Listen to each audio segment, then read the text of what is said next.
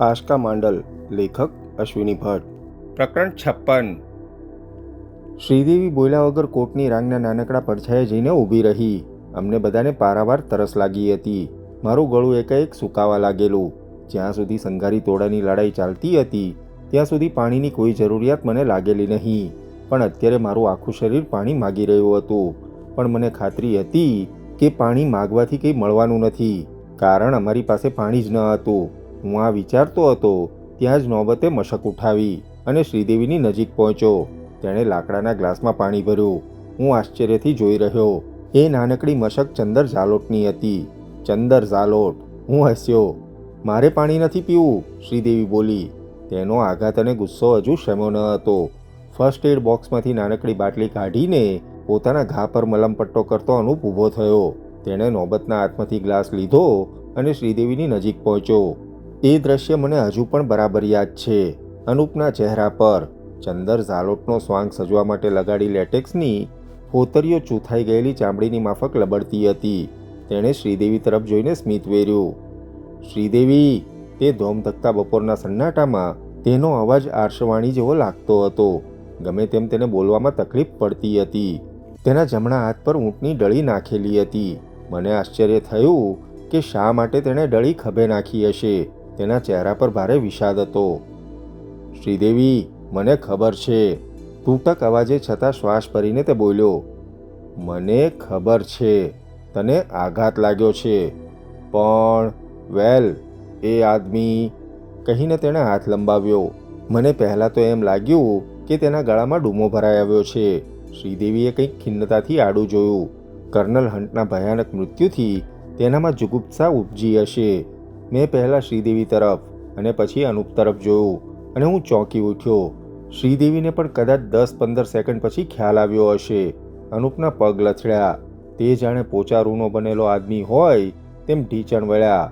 ધીરેથી, તદ્દન ધીરેથી, slow motion ચલચિત્રની માફક, ઘૂંટણીએ પડતા પાદરીની માફક તે ફસડાયો.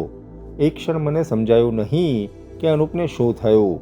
તેના ઢીચણ ગીરદમાં ખૂત્યા અને તે નીચે પડ્યો. અનુપ! મારા ગળામાંથી ખોખરો અવાજ નીકળ્યો. હું તેની બાજુમાં ઝડપથી ઝૂક્યો. અનુપ પડ્યો છતાં તેના ડાબા હાથમાં પકડેલો પાણીનો પ્યાલો અદ્ધર જ રહ્યો. એમાંથી એકે ટીપું પાણી ઢોળાયું નહીં. તેનું સમગ્ર ધ્યાન પાણી પીવા માટેના એક જગ જેવા પ્યાલામાં હતું.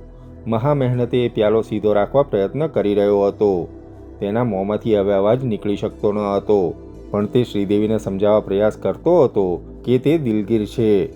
કર્નલ હન્ટના આવા ક્રૂર મોત બદલ રંજ અનુભવે છે. તેના હોઠ ફફડ્યા, પણ તે બોલી શકતો ન હતો.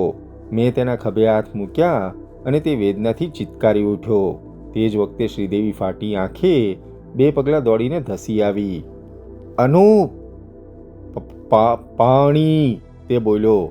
તેણે પકડેલો પ્યાલો હવે ધ્રુજતો હતો, છતાં રેગિસ્તાનનું એ છોરું પાણીને અમૃત સમજીને ઢળવા દેતો ન હતો. અનુપ! શ્રીદેવી તેની બાજુમાં બેસી પડી, પણ તે સમજી શકતી ન હતી કે અનુપ શું કહેવા માગે છે. દેવી, પાણી લઈ લે, મેં કહ્યું. શ્રીદેવીએ તેના હાથમાંથી પ્યાલો લીધો. અનુપે હજી પણ હાથ લાંબો જ રાખ્યો હતો. મારા જીગરમાં ધ્રાસકો પડ્યો હતો.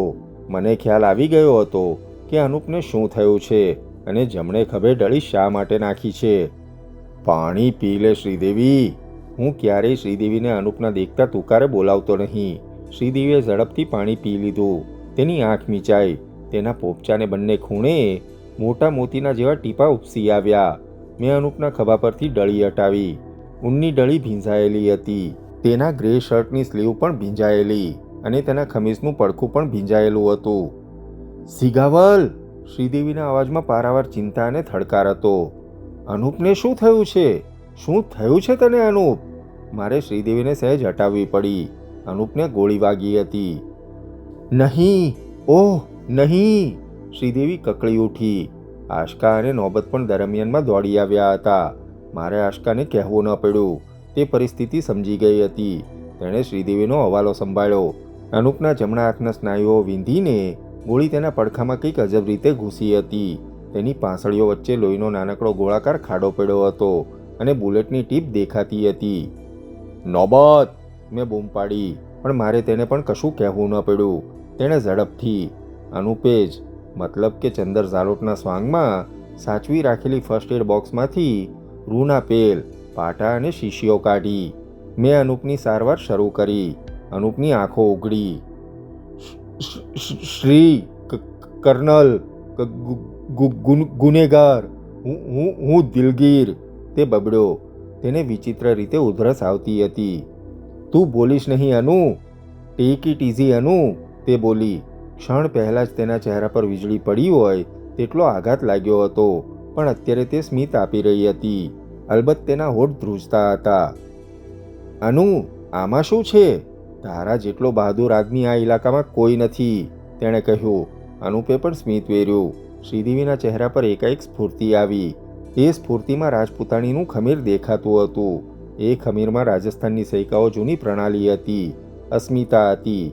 મારા હાથમાંથી તેણે પેપીના પેલ લઈ લીધા. સ્પિરિટથી તેણે સિરિંજ સાફ કરી. પાણી કેટલું છે નોબત? તેણે સાથ દીધો. સિગાવલ, પાણી ઉકાળવું પડશે. એક પછી એક હુકમો તે આપતી ગઈ. ચંદર ઝાલોટના વેશમાં અનુપે જબરું કામ કર્યું હતું. તેણે જેમ પાણીની એક મશક સંતાડી રાખી હતી તેવી જ રીતે શરાબની થોડીક બોટલો પણ તોડાના ભોંયરામાંથી કાઢી લીધી હતી. તેણે ગણતરી કરી જ હતી કે છેલ્લે ઉલ્કાપાત સર્જાવાનો છે. ખજાનામાં રસ લેવાને બદલે તેણે તો છેલ્લા જંગની અને એ જંગ જીતવાની તૈયારી કરી રાખેલી. કમનસીબ એ હતું કે કોઈને પણ પીટર પ્રત્યે લક્ષ આપવાનું સૂઝ્યું ન હતું. અનુપને શરાબના બે ઘૂંટ પીવડાવવામાં આવ્યા. શ્રીદેવીએ તેના છુંદાયેલા બાહુ પરના સ્નાયુઓ સરખા કરીને પાટો બાંધ્યો. મને પારાવાર આશ્ચર્ય થતું હતું. અનુપે કર્નલને ચાકુ માર્યું ત્યારે તેને ગોળી વાગી ગઈ હતી. અનુપ જેવી છુરીનો નિશાન લેનારો રાજસ્થાનમાં કોઈ ન હતો. કદાચ ક્યારેય થયો નહીં હોય અને થશે પણ નહીં. પણ હવે કદાચ ક્યારેય એ છુરીનો ઘા નહીં કરી શકે. શ્રીદેવીએ અને તેને મદદ કરી રહેલી આશકાએ યુદ્ધને મોરચે કામ કરતી નર્સ કરતાં પણ વધુ સફાઈથી તેમનું કામ કર્યું. તેના પડખામાં ખૂતેલી ગોળી કાઢવાનું હાલ પૂરતું મુલતવી રાખવું પડે તેમ હતું. બરાબર અડધા કલાક પછી અનુપને કંઈ રાહત થઈ હોય તેમ લાગ્યું. તેના શ્વાસોશ્વાસ હળવા થયા હતા અને થોડીક આસાનીથી તે શ્વાસ લઈ શકતો હતો. તેણે ફરી આંખ ઉઘાડી. તેને કેવું દર્દ થતું હશે તેની કલ્પના માત્રથી હું મારું દર્દ વિસરી ગયો હતો. શ્રીદેવી તેના પર ઝૂકીને બેઠી હતી. તેની પાછળ આશકા પાણીનો જગ ભરીને ઊભેલી. હું અને નોબત અનિર્ણિત દશામાં અસ્વસ્થતા અનુભવતા હતા. મારે અનુપને માટે કંઈ કરવાનું ન હતું. શ્રીદેવી અને આશકા તેની તહેનાતમાં હતા. હું અને નોબત અમારા સામાનમાં શું બચ્યું છે તેની ગણતરીમાં પરોવાયા.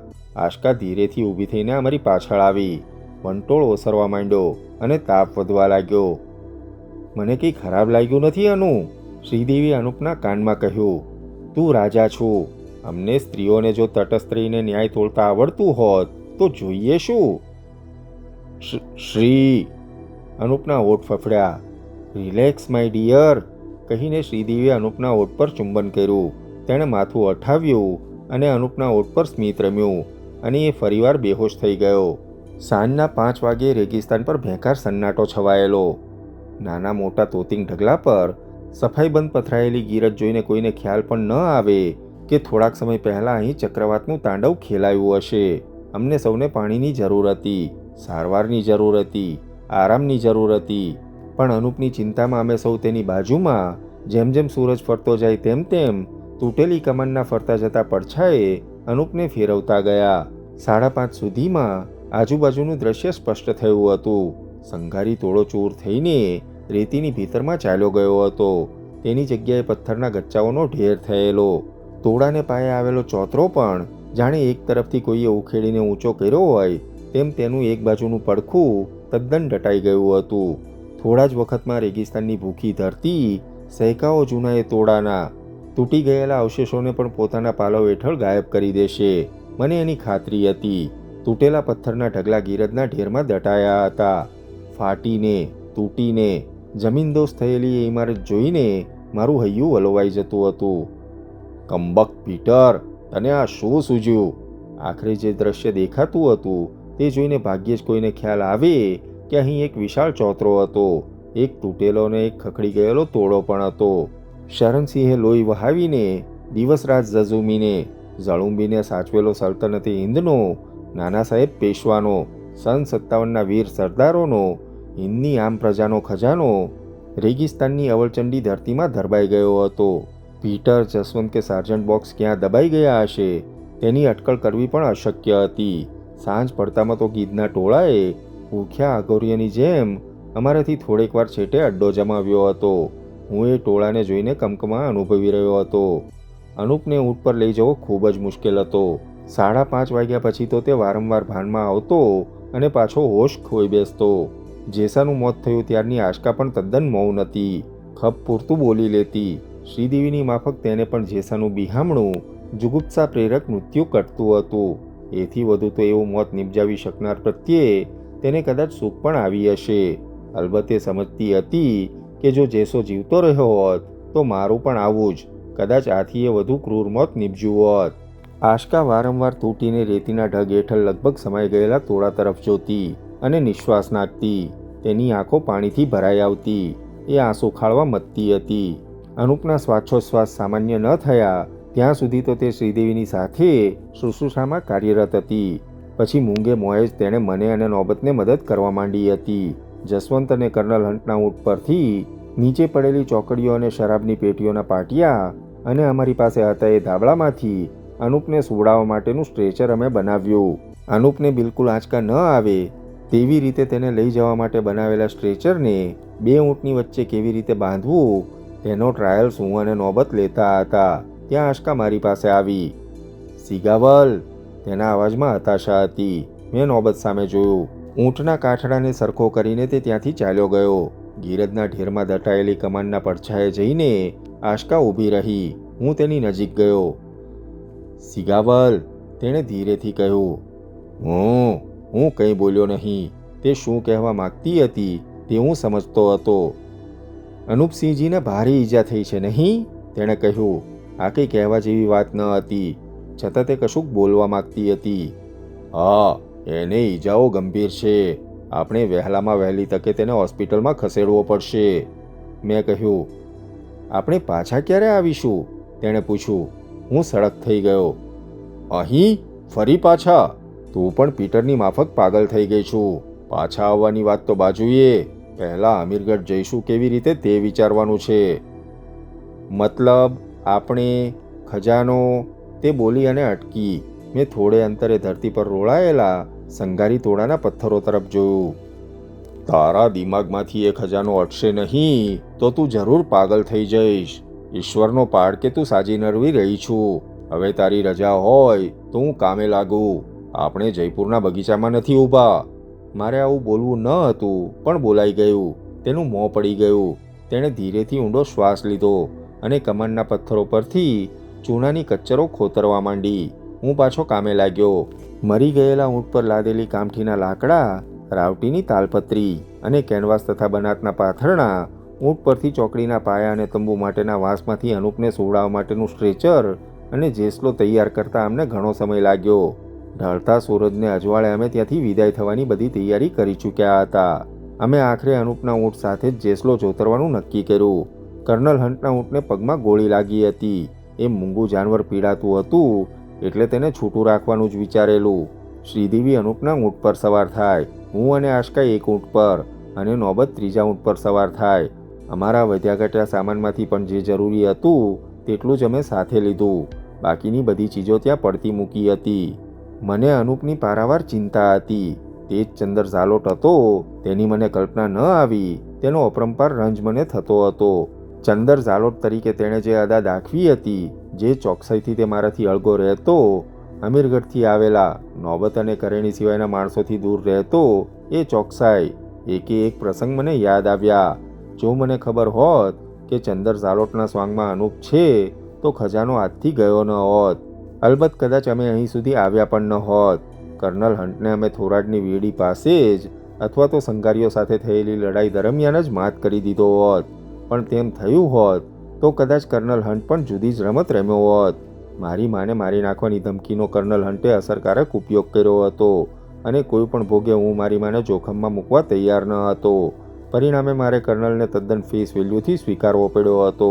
અનુપને પણ તેવું જ લાગ્યું હશે. અમારી છેલ્લી તૈયારીઓ ચાલતી હતી ત્યારે આશકા સંઘારી તોડાની જગ્યાએ ઉપસી આવેલા ગીરદના મહાકાય ટીંબા તરફ જોતી ઊભી હતી. શ્રીદેવી અનુપને કારણે એટલી વિહવળ હતી કે તેની પાસે આશકા તરફ ધ્યાન આપવાનો સ્વાભાવિક જ કોઈ સમય ન હતો.